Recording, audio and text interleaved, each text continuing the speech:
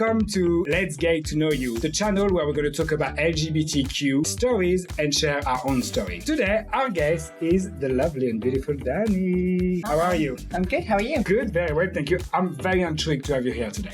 Why? Because I've got so many questions. Okay. So I met Dani, we actually worked together for a while. Very briefly, Yeah, before I swiftly exited. And she just left. And then a few weeks later, I saw you on a TV show. Yeah, you did. First date, and you were on a date. I did go on first date. And I found out something about you that I didn't know. Oh, you didn't know before? No, I didn't know. That I'm Welsh. You're Welsh? Yeah. I'm not a natural blonde. I'm trans. You're transgender. Okay. You're trans, yes, that's what it is. I had no clue. You are so beautiful. The only thing I saw when I saw you at work was that girl, she's hot. You probably also see me really stressed out as well, though. Yes. Because I'm just angry at everything. She's like, she's hot. But then I found out later she was a transgender woman, which is, I did find very fascinating. The way you say it is so much better than the way I say it. Yeah, you say transgender. Oh, je suis transgender. Yes, you probably get more dates if you do that. I should. So I really wanted to know more about your story. So when did you knew that you were a transgender woman? I kind of came to terms with it when I was 17. Okay. Which is quite late, I think, for my generation to work it out. Saying that, though, I transitioned before a time of Caitlyn Jenner and all of this big media stuff. So when I transitioned, the only point of reference that we had was like Lily Savage, who was a big drag queen in the 90s. And that was all I really had in terms of reference of something that wasn't the same, you know? Yeah. I'd kind of struggled with being a gay guy for my teen years. And I just felt like I was kind of emulating somebody else. I actually got a lot of tattoos that my friends had, and I literally got exactly the same ones because it was like, well, that's what we do. We get stupid tattoos. So yeah. Did you think you were gay? Yeah, for a while. Yeah, and then when I told people, oh, I'm actually trans, everyone was like, yeah, we know. Yeah, like everyone knew apart from me. So everyone knew you were actually. Yeah, my mom was like, how did you not know? We all knew. And your mom looked fun because I saw on Instagram partying with your mom. Yeah, she looked quite fun. I had her dancing on a bar at 3 a.m. on Saturday night. For your mom was quite easy to accept. Oh, yeah, like a breeze, yeah. Oh, easy then, good. Yeah, I'm really lucky though. I went to a school where we had unisex toilets. I was in the girls' physical education classes from when I was 13. My parents are like old punk. You say you didn't have any reference at the time. No. Does drag queen was a reference for you? You ever thought maybe that's why I want to because I'm comfortable with women's clothes? Or was that never been an option? Totally, yeah. I remember there was a drag queen in Cardiff, I'm Welsh. There was a drag queen in Cardiff and her name was Fanny Dazzle, right? Hello, Fanny Dazzle. Fanny Dazzle. I remember sending her a message when I was about 15 because I used to sneak out to gay clubs all the time. It's from when I was like 15, 16. And I remember this drag queen, Fanny Dazzle, and I remember sending her a message. I can't even remember how I did it. I think it was like Bebo, which is like pre-Facebook. I was like, hey, I think I might be a drag queen. How do I do it? And now I know who it is. But at the time, she had messaged back and just been like, just do it. That's how you do it. You just do it. Cute. It was really sweet. So did you do it? No, I never performed. I've got literally the rhythm of like a tea towel. It's because maybe you realized that you actually were a woman, no drag queen. Because for me, it was like experimenting with the way I looked and experimenting with this like more sort of like femme side, and then be like, whoa, this is actually who I am, not what I want to portray myself as. It was very quick for me working out that it was no longer an aesthetic. It was no longer all about the visual. It was actually who I was inside. There's a really famous porn star called Dani Daniels, weirdly the same name as me, but I ran into her in a bar in Cardiff. She's American, she's from California, but she was also a hooker, and she was on tour in the UK, and I was fully dressed as a boy, and I just started speaking to her, and she was like, oh, you know that you're trans, right? Like, you're fully trans. And I remember being like, no, I'm not, I'm fine. And then all of a sudden, fuck, better get some tits. Oh dear. Yeah. So that you were 17 where you started physically change? 18 when I started hormones. Okay. How much hormone does to your body and after how long? Honestly, it varies. Everybody's body reacts differently to it. I was really lucky because when you age as a guy, you go through puberty when you're like 13, 14. And then when you're in your very early 20s, that's when all of the changes happen to you that make you go from a boy to a man. Like a full man is like the early 20s stages. I missed that. I started hormones before I started that. So the features that I probably would have developed, like my shoulders are not very wide, that would have kicked in had I not have been dosed up what do you think about, because I as I said earlier, I really saw you as a woman. I never see you as a trans woman. Perfect. Does that affect you when someone still put the word trans in front of your name? Absolutely not. No? No. I think that came with time and respect for myself. I'm so proud of who I am, like inherently proud of being trans, because I've gained so much from it. I'm part of a community that nurture me and love me. So for you, the T in LGBT is you very, very part of I it. embody it. I celebrate it. I actively celebrate every other colour of the rainbow. Yeah. Good, I like that. Thank you. I'm going to use a word that I don't know if is appropriate to say, but what do you think about the word passable? Oh, I thought you were going to say a different word.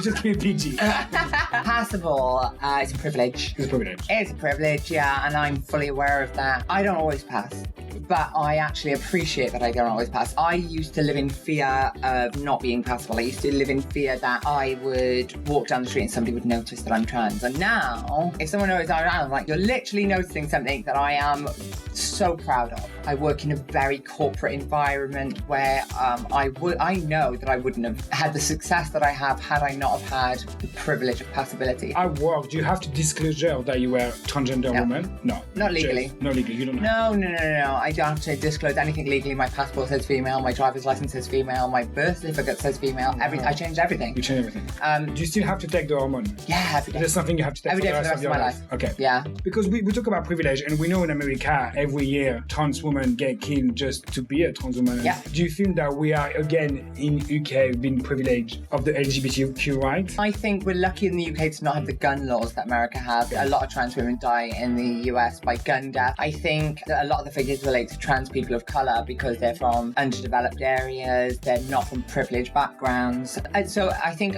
also a lot of the rates of death with trans women comes from the sex work that goes with being trans. Okay. Quite often trans women are sex workers, and people kind of look down on them for that, and they say like, oh God, like all trans women are hookers. Well, what I said a minute ago, I'm privileged in that I walked into a corporate job in the city and people didn't go, that's a trans woman, therefore I didn't get the job. I got the job because I can blend. Most trans women do not have that luxury and that privilege to blend. Therefore, they can't go and even work in Tesco or whatever the American equivalent is. They can't go and work in Walmart. So how are they going to pay for the surgeries that make them able to look in the mirror? How will they pay for the roof of their head, the food on their table? They have to resort to the one thing that is instant money. And it's nothing to be looked down on, because as many trans women that are doing, there are 10 men waiting for them to do it, It's just the unsafe environment and the laws that govern it. The law persecutes sex workers, but what option do they have? What are they going to do otherwise? Are they going to lay on the street and beg? Everyone hates homeless people too. Like, at least they're earning a living and not on the dole. We talked about, again, so you are passable. How do you deal with your date life? Do you think that you have to tell people that you're trans? Absolutely. Okay. I tell someone before they buy me a drink in a bar. I always let people know in a friendly way, hey, just I'm trans. Okay. Because I don't want to waste my time as much as I'm sure they don't want to waste theirs. If I happen to use a dating app, I put a huge caps top of my profile, I am trans. Okay. Because I don't want to fucking waste my time sitting there asking somebody how their day was 26 times. If I'm not going to get the D. So fair enough, if you can't get the D, just don't text. Can't get the D. How don't get often the T. someone approach you and you tell them you're trans, then they're just like, whoa. Once. And I remember him. His name was Sean. Sean, you're in trouble. Hi, Sean. Look what you're missing out, dude. Hi, Sean. And I was like, just so you know, I'm trans. I'm trans. And he was like, oh, okay. And then he carried on talking to me and he was like, listen, let me walk you home. I want to make sure you get home. So he walked me home, he hugged me, and he was like, it's just not for me, but I really wish you all the best. I hugged him. Okay, he was very gentleman about it. Silly question. I'm on Grindr. Is it a special app for trans women? Oh, yeah, but they're gross. Okay. So it's like very guy who are just attracted to trans women.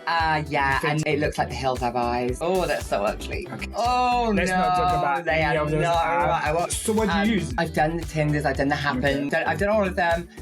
I always go back to Grindr. I always go back to Grindr. Because it's sexy. No. The reason I always go back to it is because it's the only one I do not have to explain myself. Really? Yeah, I go on Tinder because it's all about images. Because swipe. They see me, they swipe, and then I speak to. By the way, did you see my profile? They look at my profile, and one of two things happen. They either go like, "Don't talk to me again," or they go, "What have you got going on?" And I'm like, I'm literally not asking you how many inches your dick is. Why are you asking me about why? But that's where their mind goes. Whereas Grindr, for instance, has a specific trans area. I don't mess around with gay boys trade, yeah, and I have a specific area of it. People know exactly what I am. Grindr's been good for me. I've met 2 of my ex-boyfriends on there. I've had a couple of romantic encounters. Yes, I see. One in Paris. Oh, yeah. I've got a little game for you. I've got 10 questions. You can only pass one. But Okay. here we go.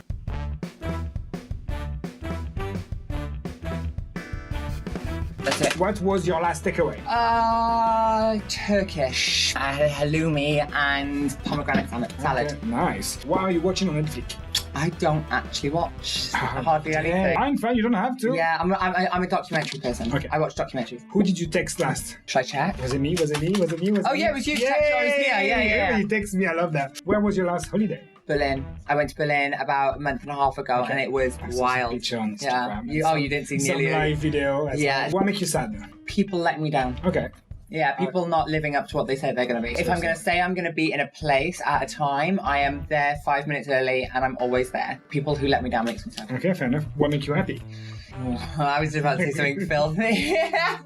Really, really ugly dogs. Really? Oh, they're ugly at the back. Single, snog, or love dumped? Oh, single and snogging. I fucking snog all the time. Good. Yes. Which RuPaul Drag Race would you be? Well, some of them are my friends, Okay. and so I'm going to say my favourite friend out of Drag Race is Detox. So I would always be love D. Detox. She's lovely. Very good friend of mine. Tell me something about you that nobody knows. Well, you look like you kind of been an open book, so Yeah, I really have. I'm trying to think. you can pass. Oh, I don't know if there is that much Okay, that people fine, don't fine. know. It's Okay, gonna that's my one pass. Okay, then. so one Everyone pass. knows everything. Any question that I didn't ask you that you would have liked me to ask you? Oh, this is my time to plug my podcast. Yes.